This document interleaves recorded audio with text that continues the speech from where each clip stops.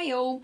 So during this time, this can be an opportunity where you can be looking to continually develop your recruitment skills and also looking for ways that you can improve as a recruiter and focus on some time for self-development. So this could be watching some of my top tips, but also could be going out there and watching some YouTube videos or even doing some extra reading for development. So what I've done is I've actually thought about some areas that people have asked me for support in, and one key area is how to differ having a conversation with an engineering manager and dealing with an engineering manager in comparison to HR. So our one and only relationship manager Sarah has provided us with some top tips on how to alter your approach when you're dealing with an HR manager in comparison to an engineering manager. So when it comes to engineering managers, most engineering managers actually hold their own budgets, so they can switch their recruitment needs on as and when.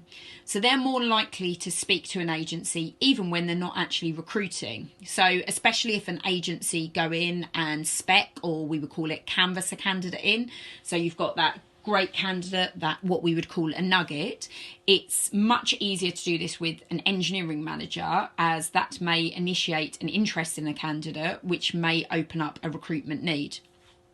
It's also easier to target engineering managers, as having a conversation with them about things such as the skills of the engineer, the experience that they're looking for and the experience of their team, the actual job specification, they will be able to give you lots of details about. And they tend to be more open to talk about their actual team, what's going on in the business, where they're at in terms of their team and what growth plans they have as a business. So when it then comes to HR, we need to actually alter the way that we approach the call. Key things we need to take on board that Sarah has given us some guidance on. So when we're liaising with HR, most HR managers are aware of the specifics of the job role. They tend to have been given a job description. However, they don't actually have the experience of actually physically doing the role or working in that department, meaning it's much harder for them to talk about the role and actually be able to explain the role. But actually, if we want to be able to widen the client out, very difficult to do this with HR because they will have been given a list of key wants. So Sarah's way of tackling HR is to go in differently and talk about the agency and actually our experience and your experience as a recruiter, as opposed to the role or the candidate they're looking for. HR love process. Sarah stated that 9 out of 10 HR departments will have an internal process that they need adhering to.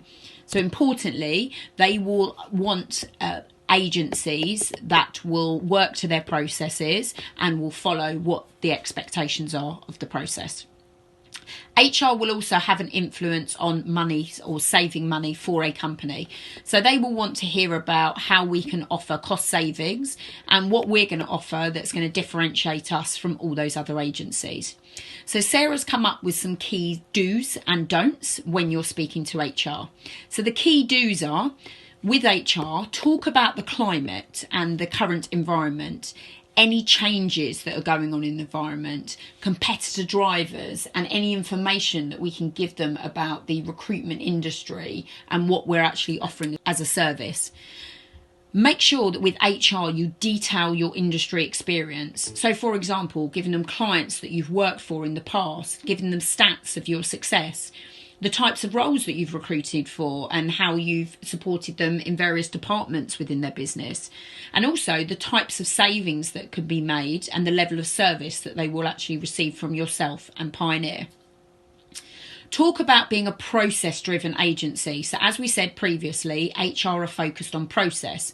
So it's really important that they understand that we are a process-driven agency and we are willing to take on board their processes and work with them. Working in partnership, representing their brand internally and actually externally.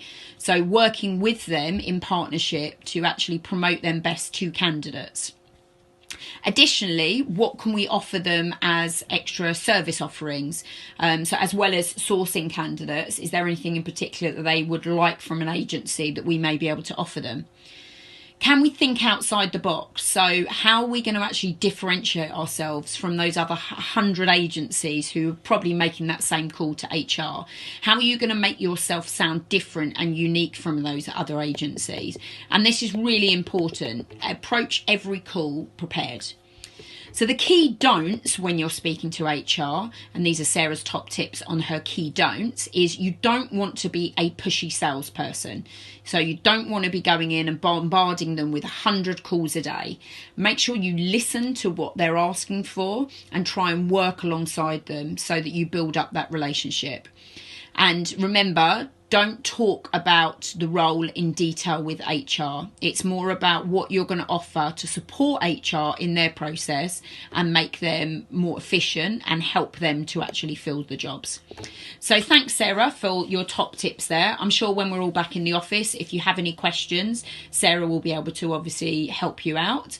But also from your side of things, if any of you guys have any top tips on, or tactics or experience you've had on how to differ a conversation with an engineering manager or HR, then please share them with the Pioneer family. And I hope you all have a great day. Speak to you later.